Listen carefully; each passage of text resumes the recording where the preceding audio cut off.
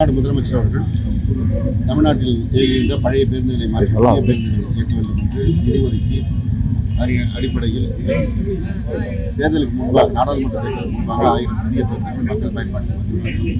அதற்கு பிறகு அடுத்த சுற்றிலே இன்றைக்கு 23 புதிய பேருந்துகள் நாகர்கோயில் மண்டலத்தில் மார்த்தாண்டத்தில் துவக்கி வைக்கப்பட்டிருக்கிறது. அது பால்வளத்துறை அமைச்சர் மனோஜ் தங்கராஜ் அவர்கள் அதை துவக்கி வைத்தார். இதைத் தொடர்ந்து தமிழ்நாடு முழுவதும் இந்த வாரத்திற்குள்ளாக கிட்டத்தட்ட 300 பேருந்துகள் புதிய பேருந்துகள் மக்கள் பயன்பாட்டில் கொண்டு வரப்பட்டிருக்கிறது.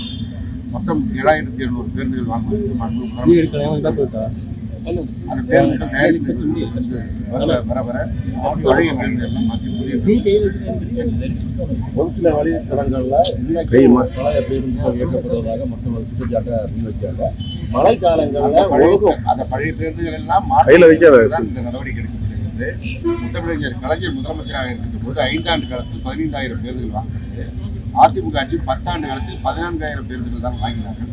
அவர்கள் கூடுதலான பேருந்துகளை முறைப்படி கலைஞர் அவர்கள் வாங்கியிருந்தாலும் 15000 பேருந்து வாங்கி அப்படி இல்லாமல் இன்னொரு 5000 பேருந்துகள் வாங்கியிருந்தால் கூட இன்றைக்கு இந்த பழைய பேருந்துகள் இயக்குகிறார்கள் இருந்திருக்காரு. எனவேதான் இந்த பழைய பேருந்துகள் இயங்கியிருக்கிறது. அதை மாற்றுவதற்கு தான் முதலமைச்சர் உத்தரவிட்டு அந்த பேருந்துகள் வந்து புதிய ஓட்டுநர் நடத்துனர் எடுக்கின்ற பணி துவக்கிவிட்டது. ஏற்கனவே அரசு விரைவு போக்குவரத்து கழகத்தில் 685 பேர் எழுத்துத் தேர்வு நேர்முக தேர்வுலாம் முடிவுற்று பணிக்கும் இணைந்து விட்டார்கள். மற்ற போக்குவரத்து கழகத்தில் நாடாளுமன்ற தேர்தல் நடைபெற்ற அந்த பணி நிறுத்தப்பட்டிருந்தது.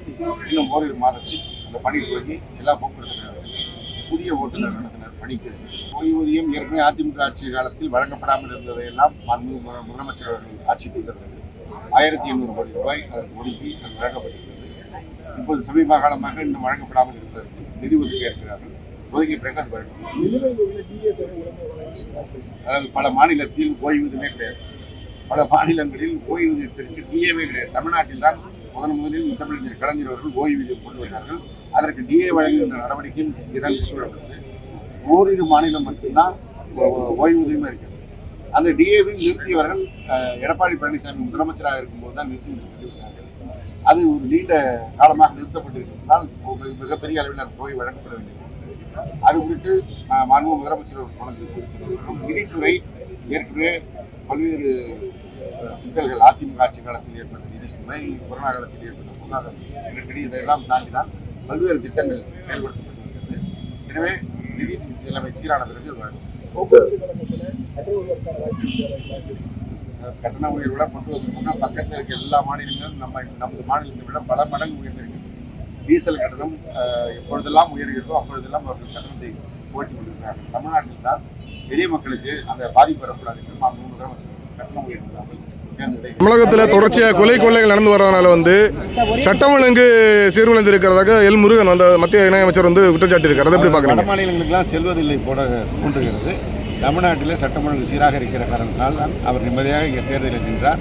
இப்பொழுதும் எந்த பிரச்சனைகளாலும் செயல்படுத்துவோம். செய்திகளை உடனுக்குடனும் துல்லியமாகவும் தெரிந்து கொள்ள சப்ஸ்கிரைப் பண்ணுங்க.